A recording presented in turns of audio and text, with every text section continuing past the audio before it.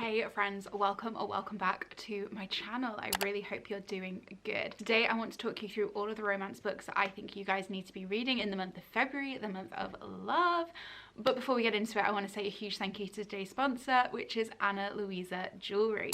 So for anyone who doesn't know, Ana Luisa are a totally carbon neutral and sustainable jewelry company offering high quality, beautiful and absolutely exquisite pieces of jewelry for a really affordable price point. I don't know about you guys, but I hate seeing gorgeous jewelry online and wanting to buy it and landing on the page and everything costing like £300–400. Like, I simply just do not have that kind of funds. But Ana Luisa make it possible to stay on trend and pick the most beautiful jewelry pieces without having to break the bank. So today I thought I'd show you a few of the pieces that they have sent me, just to see if it sparks any inspiration for anybody who might be either buying some Valentine's Day gifts this year or just simply wanting to treat themselves. And I am fully on board with treating yourself. I do it far too much, but you know. Anyway, on to the jewelry. So first of all, it comes in really sustainable packaging. Everything is fully recyclable, which we love. And Ana Luisa pride themselves on, like I say, being carbon neutral from cradle to grave, meaning that they sustainably mine, they use recyclable materials wherever possible. So I'm going to show you the 3 pieces that I have picked out. I'm so obsessed. Look at these little pouches. They're so cute. So the first piece that I have chosen is this absolutely gorgeous signet ring. Now, I always wear my granddad's signet ring on my middle finger, but I wanted one for my thumb, and this one fits perfectly. I actually wore this the other night when I went to see the 1975, and I love it so much. It is beautiful. Look at that. Then next up I have this really cute little pair of earrings. So these are little tiny huggies and they've got like diamantes on them, and we've got a little star on this one and a little moon, which is super cute. And then finally I picked this really cute Pisces necklace. So I am a Pisces and I really like this because it's got the it's almost like a little tarot style card with the astrological symbol, and I love it. So a huge thank you to Ana Luisa once again for sponsoring this video. If you stick around to the end, I do in fact have a discount code to share with you guys, which I will leave on the screen at the end of the video and also in the down bar as well, so make sure you go and pick out some goodies for yourself or for your loved ones. So I have got a huge range of books here to show you. We have some small town romance, some dark romance, some contemporary romance, some deeply smutty and taboo romance. I literally have it all. So I'm going to kind of whiz through it quick fire and tell you guys exactly why you need to be reading these books, starting with one that I feel like really isn't featured on Booktube or Booktok or anywhere half as much as it deserves, and that is Hush Hush by Lucia Franco. This book, honestly, I absolutely love it so much. This is spicy as heck. It's a little taboo. It is an age gap romance and it is quite a big age gap. So this is Aubrey and James, and Aubrey is a struggling college student. She lives with a roommate and her roommate is the daughter of a billionaire, so she kind of like pays for everything, and Aubrey feels really guilty. So she's wanting to get a job to support herself, and her roommate suggests that she becomes a high-class escort. Her roommate has also done this. She wants to kind of like break away from her father and be a little bit more independent, and she kind of brings Aubrey into this escort agency that she's working for, and slowly but surely Aubrey kind of gets just embroiled in this lifestyle where she is working with these, you know, super wealthy clients. And the one rule of being a high-class escort is of course that you don't fall in love with your clientele. Enter James Riviera, who, honestly, that man, I don't normally go for the older man, but I would go for James Riviera like 100%. But this book honestly is so steamy, it's brilliant, and also tugs on the old heartstrings as well. It really did make me cry, and I love it when I'm reading like a smutty and taboo book, but it actually does have like a really good plot and it really sucks you in. I feel like not all of them do, but this one definitely does. And there is a little novella as well that is set after the events of Hush Hush, so if you do read this and you like James and Aubrey, definitely pick up Say Yes as well, because it is honestly wonderful. But yeah, I really love this book. Highly recommend it. If you're wanting kind of the cute romance with the side of steam and then all the taboo angstiness, pick this one up. Next we have possibly my favorite ever to be romance that I've ever read, and that is Priest by Sierra Simone. Honestly, I feel like I want to just recommend anything that this woman writes because her romance is just next level. Like, she writes the most incredible smut, she writes the most incredible contemporary. I honestly, I love her writing so much. But this is probably my favorite of hers, I think, although I do also love A Lesson in Thorns. And this one is Father Bell, who, as you can guess, is a priest, kind of given away by the name of the book. And he breaks his vow of celibacy in absolute style by having sex on the altar of his own church. And honestly, it's incredible. It's like a conversation about morals. It's a conversation about, you know, your head and your heart, what you feel like you should do versus what you want to do. It is about like growth, learning, moving on from kind of the path that you thought your life was going to take. And it has obviously a lot of angst in it as well. It is very taboo. The smut is next level, and I loved it so much. I definitely recommend this. Like, I would read this again and again and again and again and again. Moving on to something a little bit more wholesome this time, and we have Things We Never Got Over by Lucy Score. The follow-up to this is actually coming out really soon as well, so it's definitely a good time to be picking it up and reading it. So this is a small town grumpy sunshine romance following Knox and Naomi. So Naomi is an identical twin, and she turns up in the small town that Knox is living in looking for her twin sister, who's called her up in a bit of a state. But what she doesn't know is her twin sister has skipped town and left the niece that she never knew she had behind for Naomi to care for.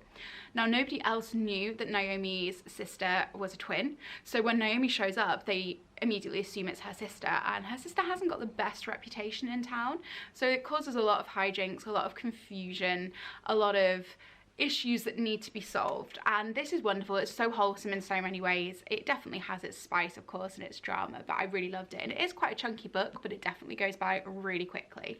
One thing I would say I love about this, and I know I have said this in videos before, is that both the protagonists are in their mid-30s, and it's just really nice to read a romance book that isn't centered around like young 20-year-olds for a change, because it makes me, a single 30-year-old, feel better about the fact that I am a single 30-year-old. So yeah, I definitely recommend this one. I really enjoyed it, and like I say, the second one's coming out soon, which I think is Knox's brother. So if you do like this one, definitely pick that up, because I have a feeling it'll be like an interconnected standalone, so I think you'll probably see bits of Knox and Naomi in this new one as well. Then we have one of my favorite romances of all time. This is Red, White and Royal Blue by Casey McQuiston, and this is of course the gorgeous new anniversary edition, which is beautiful. This one's actually signed as well. It has the most stunning end papers. I love it so much. I am well overdue a reread of this book for sure, because I think this is like the book that made me really fall in love with romance. I read this probably, I think, in 2017 or 18 for the first time, and just I adored it. So this follows the son of the President of the United States and the young Prince of England and their journey into basically falling in love, and it is so cute. So this obviously covers a lot about politics, acceptance, and it's just, honestly, it's beautiful. It's a really truly beautiful love story. I loved it so much. It's funny, it's cute, it's romantic, it gives you all of like the warm fuzzy feelings, tugs on your heartstrings. I love the dynamic between Alex and Henry, and I love the kind of found family aspect as well between all of their mutual friends and the group that kind of inevitably ends up kind of coming together. It's so cute. I love this. I haven't actually read any of Casey McQuiston's other work, and I feel like I really should do, because honestly, like, this one is so good, and if all of her others are anything like this, I know I'm gonna love them. Just for some reason I haven't picked them up. But yeah, this is honestly one of my favorites of all time, and I just have like all the warm fuzzy feelings even thinking about it. This book always makes me cry at the end as well. Like, every single time without fail I will cry happy tears at this book.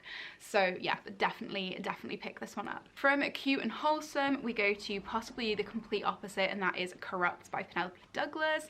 This is the first dark romance I ever read, and honestly I still love it just as much as I did back then. So this is book 1 in the Devil's Night series, and the Devil's Night series is basically a series of interconnected standalones following the same group of guys who call themselves the Horsemen, and they kind of like rule over this town that they live in I feel like it's upstate New York. And basically around Halloween, I think it's like the night before Halloween, is Devil's Night, and they just kind of cause chaos. So this is Michael and Erica's book, and this one I think honestly is the best of the whole series.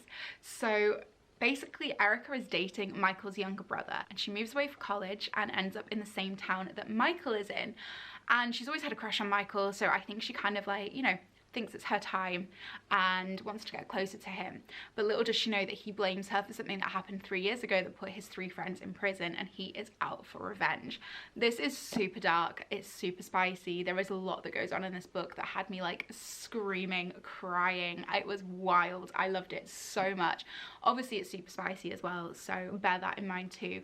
But yeah, this is definitely my favorite in the series, and it does introduce you obviously to the other characters as well that you see further on in Kill Switch, Hideaway, and Nightfall. Is it called Nightfall? I can't remember. Winterfall. I can't even remember what the last one's called. But yeah, anyway, it's really good. So I definitely recommend picking this one up if you like things a bit dark and taboo and twisted, because this has everything in it. On to possibly one of my favourite books of last year, so you guys will not be at all surprised when I show you what it is, and that is Icebreaker by Hannah Grace. Do not be taken in by the cute and innocent cover, because let me tell you, this book is anything but cute and innocent. This cover is deceiving. So this is insanely spicy, and I loved it so much. So this is about Anastasia and Nathan. And Anastasia is a figure skater at college, Nathan is on the ice hockey team, and one day there is an incident which means that they have to begin sharing an ice rink, which obviously leads to all sorts of kind of drama and griping between each other. It's kind of like a frenemies to lovers romance. Reverse Grumpy Sunshine as well. We've got like a golden retriever boyfriend, boy falls first trope. So good. Basically they end up having to team up together, and when another incident happens and puts Anastasia's skating partner out of practice, Nathan has to step up and become her figure skating partner.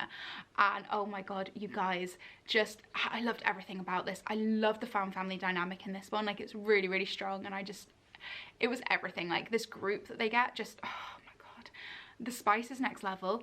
I literally couldn't put this book down.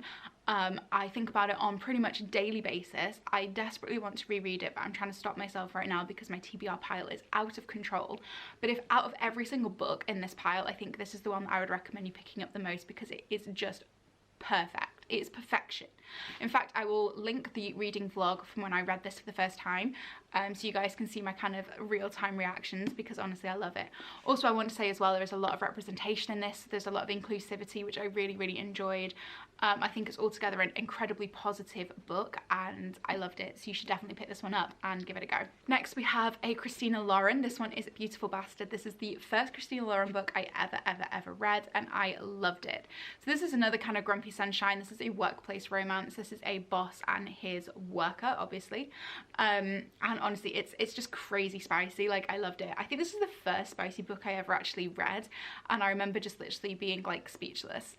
Like, the lady was too shocked to speak, and since then it has definitely remained my favourite Christina Lauren. This is also the start of an interconnected standalone series. I think it's just called the Beautiful series, and it has all of his friends basically, and then their respective love interests. And again, like, I loved all of them, so I definitely recommend picking them all up. This one I think I love the most because I love Bennett. There's just something about him. I don't know what it is, but there is definitely just something about him that just screams love me, and so I do in fact love him deeply. So yeah, pick this one up, you won't be disappointed. I feel like every single romance related video I put on this channel I speak about this series, and that's not going to change. That is the Edens series by Devney Perry. So we have the first one, which is Indigo Ridge, then we have Juniper Hill, and then we have Garnet Flats, and the fourth book, Jasper Vale, is actually coming out at the very end of January. So by the time this video goes live, it should be out or about to come out, and I'm very excited. So this is also another interconnected standalone series. This is a small town romance series about the Eden family, who are the founding family of Quincy, Montana.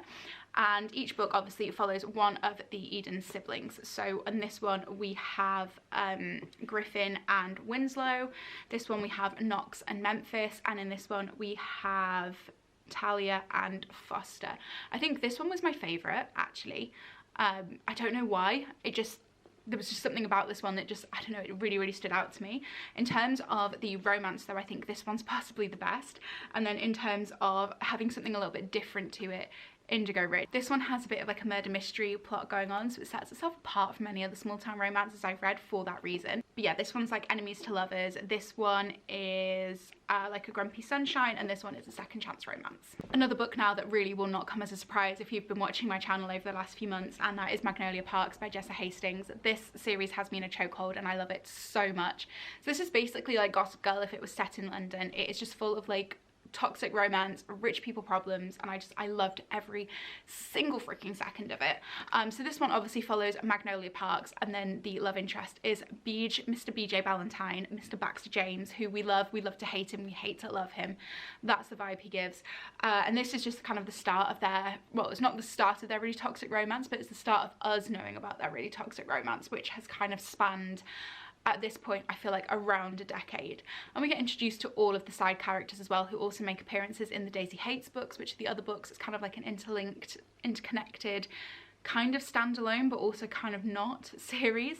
And I honestly, I love it. I love it so much. These books are like crack. I'm reading the second Daisy Hates at the moment, and I'm just obsessed. I'm thinking about it now, and it's in the other room, and all I want to do is get back to it. But yeah, I absolutely love this book. I love the toxicity, I love the yearning, I love the passion, I love the angst, I love the emotional trauma. These books made me want therapy, and I feel like everyone needs to just experience their special brand of trauma, to be honest. Also, can we have a moment please for the cover? It's beautiful. It is a work of art. So all these covers are all to do with things that happen in the book, so like the symbolism of like various different bits. So we've got like the deer, and we've got the vans, and I'm trying to think what else is on here that I can remember off the top of my head. The willow tree, just like all of it. It's all like interlinked in the plot, and yeah, oh, I love this series so much. Another series that I've spoken about quite a lot on this channel, and I actually did a series of reading vlogs, though I never posted the third one, so if you guys do want to see the third one, let me know.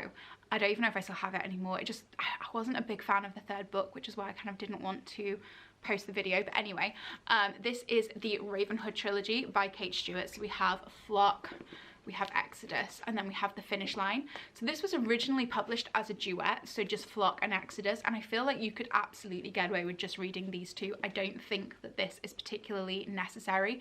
This is just like an extended epilogue of the characters from these two, and I mean, I liked it, but I feel like I didn't need that. I feel like I got enough closure in these two books, to be honest. But I love it. This is kind of like secret society, it's small town, there's definitely some like taboo elements, it's quite dark in places, it's very, very smutty. You read all of this book and you honestly feel like you have no clue what is happening. I finished this book feeling so confused. Like the first time I read it, I honestly didn't really enjoy it all that much because I was so confused, and then I thought, you know what, I'm gonna give it a go, I'm gonna try again, because everyone was talking about how this book broke their heart, and then, oh my god, this book kills me every single time. If you guys watch the reading vlog of me reading this, you will see the emotional breakdown that I have every time I pick up this book. And I filmed spoiler filled reading vlogs for both of these, so definitely just be aware that if you do watch those and you've not read the books, I do discuss spoilers, because it's one of those series it's like impossible to vlog and not spoil. But honestly, it's just, oh my god, I loved it. I love it so much. Definitely pick it up. The characters just, oh, so good, so good. And then my final recommendation, again, will probably come as no surprise if you've watched this channel for any length of time, and that is Credence by Penelope Douglas. Possibly one of the most taboo books I've ever read, and oh god, I love it so much. So this book follows Tiernan, and she has just been recently orphaned. She's like 17, about to turn 18, but obviously because she's still technically a minor, she can't be left on her own, so she gets shipped out to live with her step uncle up in the mountains of Colorado, and they live in a cabin that basically gets shut off from the local town as soon as the snow starts to fall in the winter, and they're trapped up there for several months. So she goes to live with him right before this happens, and it's him and his two sons, who are obviously her step cousins, and let's just say that she hooks up with all three of them. So it's kind of like a little bit of a reverse harem situation going on. It's obviously very taboo because of the family link, even though it's definitely not incest, but I mean, it's on the brink, and it's, yeah, it's incredibly taboo, but it's so good, and I love this book so much, more than I should, considering the subject matter. And I feel like this gets, quite rightly, a lot of stick online, but also I think people like blast it before they've read it because they take it out of context, as in, oh my god, there's a girl hooking up with her uncle, and it's like, well, actually he's not her actual like biological uncle. I feel like I'm trying to defend this book when I probably shouldn't. I love it so much. Anyway, guys, those are my recommendations for all the books that you should read in the month of February. Thank you once again to Louisa for sponsoring this video. There'll be a code on the screen right now to give you some discount when you shop with them, and also a link in the down bar below, so definitely make sure you go and check them out. And as usual, if you have enjoyed this video, give me a thumbs up. If you're new, make sure you hit the subscribe button, and I will see you again very, very soon. Bye guys.